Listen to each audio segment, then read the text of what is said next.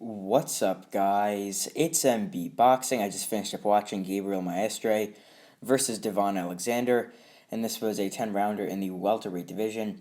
And this fight was Saturday, April 8th, from the Dignity Health Sports Park in Carson, California. And this fight was broadcasted on Showtime's YouTube channel, broadcasted live on YouTube. So in this fight, Gabriel Maestre was able to get a third round stoppage over Devon Alexander. And this stoppage happened in between rounds 3 and 4. So I think it will go in as a third round corner stoppage for Maestre. So this is a pretty big win for him. And leading up to the stoppage, I had this bout scored 29-27 in favor of Maestre. So just to break this fight down round by round, the first round was a good round actually for Devon Alexander. He was boxing well, was showing Maestre angles, digging to the body with some nice combinations, and I thought he won that first round.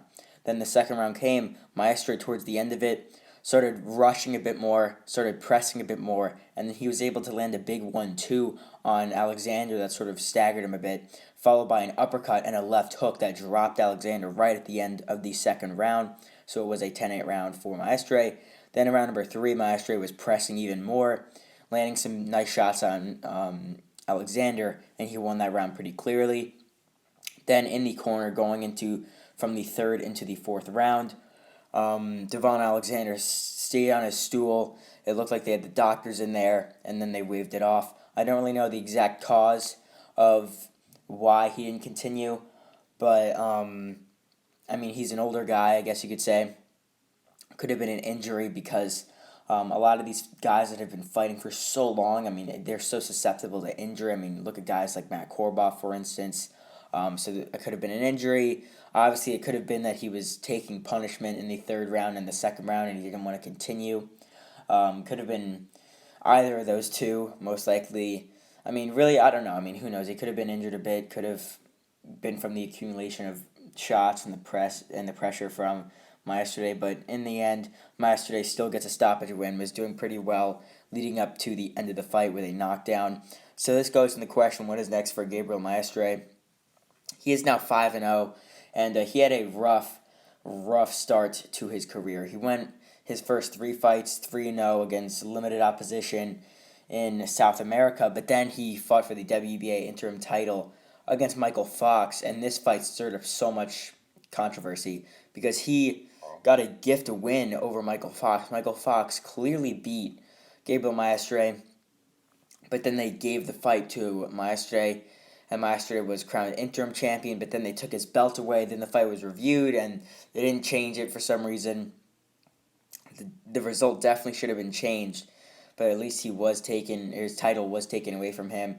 Then there was a lot of stuff revealed about the judge that scored the fight as well. I mean, there was just a lot of stuff that got revealed that night and a lot of bad things, especially the decision, which obviously went in Maestre's favor. But then after that Michael Fox fight for Maestre, where he got a gift win, he fought this Ukrainian welterweight. I can't really pronounce his last name. I think it was like Taras Shelnanuk or something like that. He's an undefeated Ukrainian welterweight. I believe he's 19-0-1. If I'm off by some fights, but I'm pretty sure that's his record. But Maestre fought him and gave him his only draw, as they fought to a draw in Canada. And then here, this was a nice breakthrough win for him. Definitely the best win of his career thus far for Maestre, defeating Devon Alexander. But as for what could be next for him, this was a pretty solid win, obviously, on a nice prelim card on Showtime.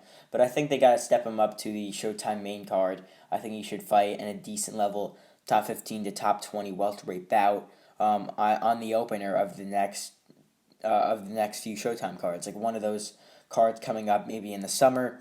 I definitely think he should fight on one of those.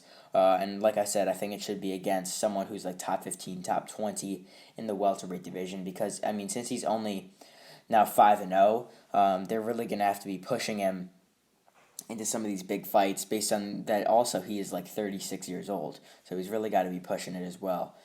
So I think that's going to be next for him, a fight in the top 15 to top 20 in the welterweight division. On a Showtime opener or a Showtime main card in general. But as for Devon Alexander, losing here, I believe this is his 8th defeat of his career. Might be his 7th defeat, but I'm pretty sure it's his 8th defeat.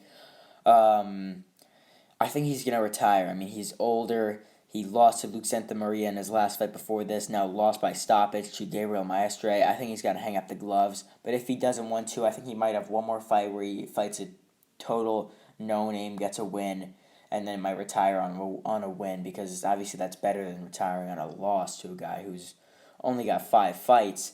But yeah, I think Devon Alexander soon is going to be retiring, and he himself had a pretty solid career. So I mean, yeah, I mean he's getting up there in age. Most people didn't even know he was still fighting. So I mean the fact that he's still competing at this level, and I know it's not the top level, but at this age that he's still competing at a decent level in the division, still good for him. But I think he's gonna have to retire soon. So overall, Gabriel Maestre drops Devon Alexander once in the second round, and then ultimately finishes him off when he was not able to come out to the 4th round, with Maestre getting his 5th win and staying undefeated. And yeah, that's really it. I'm MB Boxing. Thanks for watching, and I'll see you guys later.